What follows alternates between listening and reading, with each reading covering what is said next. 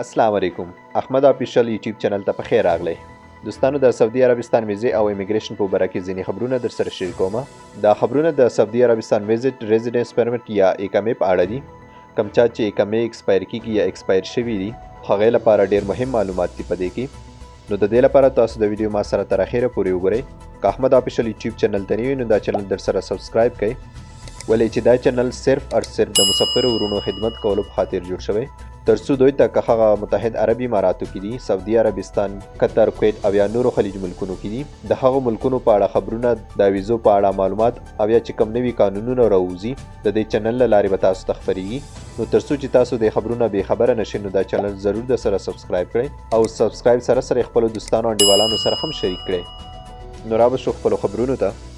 اول به د اقامې په باره کې خبره وکړم.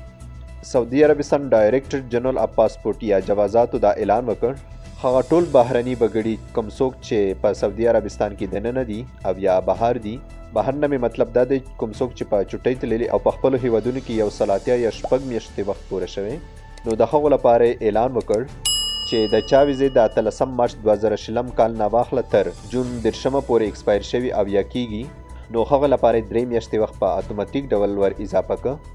د اتوماتیک نه مې مطلب دا دی چې د سعودي حکومت هغه ټول کسانو ته چې ویزې د 13 مارچ نه واخله تر 10 جون پورې ایکسپایر شوي یا ایکسپایر کیږي، هغو ته په خپل سیستم کې وخت ور اضافه کړ. نو د دې لپاره تاسو ته هیڅ کوم کار کولو اړتیا نشته چې تاسو یا جوازاتو دفتر ته لاړ شئ او یا کوم بل ځای ته، ولې چې دا کار حکومت په خپله وکړ. د دې 3 میاشتو وخت ور اضافه کولو به هیڅ کوم فیس نه اخیستی کیږي. د 13 مارچ نه بعد هر څوک خپل اقامې په نارمل ډول نوي کوی شي او هغه پخوانی پیس به وي. که په دې کې کوم بدلونونه راغلل نو زه به تاسو ته ضرور خبر درکوم. هغه څوک چې په تشویش کې دي د خپلې ویزې ایکسپایر تاریخ لپاره، نو دوی کولی شي چې ابشر اکاونټ ته لاړ شي، هلته خپل اکاونټ ورکړي او د خپلې ویزې ایکسپایر ډیټ معلوم کړي. که چیرې د دوی ابشر اکاونټ نه وي نو د کوم بل ملګري به وي، هغه ته د وایي هغه به ورته وګوري. که دا بیا هم ورته ستونزمن وي نو لاړ دې شي منسټري اف لیبر ویب سایټ ته، نو هلته د خپل اقامې نمبر او پیدایښت تاریخ په مرسته کولی شي چې د خپلې ویزې ایکسپایر کولو نوی وخت وګوري.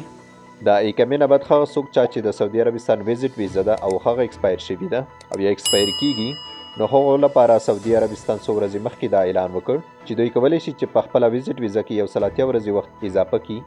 نو د دې 180 ورځو وخت اضافه کولو لپاره به دوی ابشر اکاونټ ته ځي، هلته هم کولی شي چې دا وخت ور اضافه کړي.